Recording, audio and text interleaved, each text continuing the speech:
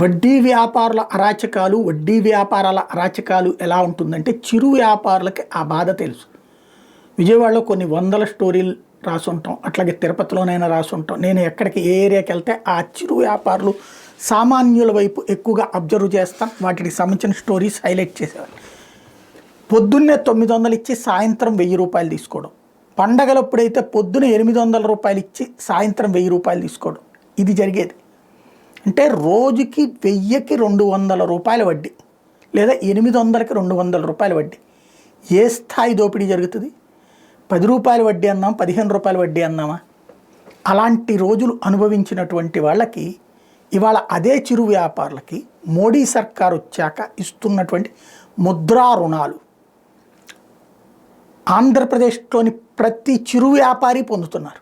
ప్రతి చిరు వ్యాపారి జగన్ టైంలోనూ పొందారు, చంద్రబాబు టైంలోనూ పొందుతున్నారు. మరి వాళ్ళకి అది గుర్తుందో లేదో నాకు తెలియదు, వాళ్ళు అది గుర్తుపెట్టుకుంటున్నారో లేదో నాకు తెలియదు, అది మోడీ సర్కార్ ఇప్పిస్తోందని గుర్తుపెట్టుకుంటున్నారో లేదో నాకు తెలియదు. వీళ్ళైతే కనుక ఈ వ్యాపారులు వేధించే వాళ్ళనైతే వాళ్ళు గుర్తుపెట్టుకుంటారు కదా, మరి మంచి చేసిన వాళ్ళని కూడా గుర్తుపెట్టుకుంటేనే కదా భవిష్యత్తు ఉండేది. ఇది ఎందుకు చెప్తున్నానంటే ఈ టేబుల్ ఆంధ్రప్రదేశ్లోని వివిధ రాష్ట్రాలకి దీని కింద ఇచ్చినటువంటి డబ్బులు, sanctioned amount, disbursed amount, PM Svanidhi పేరుతో అనకాపల్లి 6,30,00,000 రూపాయలు మొత్తం ఇచ్చారు. అనంతపురం 44 కోట్ల రూపాయల 20 లక్షలకు గాను 43,73,00,000 ఇచ్చారు, అంటే లక్ష్యానికి మించి ఇచ్చారు. అన్నమయ్య జిల్లా 30,23,00,000, దీంట్లో కొంచెం తగ్గింది, 29 కోట్లే డిస్ట్రిబ్యూట్ అయినాయి. బాపట్ల 16,07,000, 15,64,00,000 దాకా ఇచ్చారు.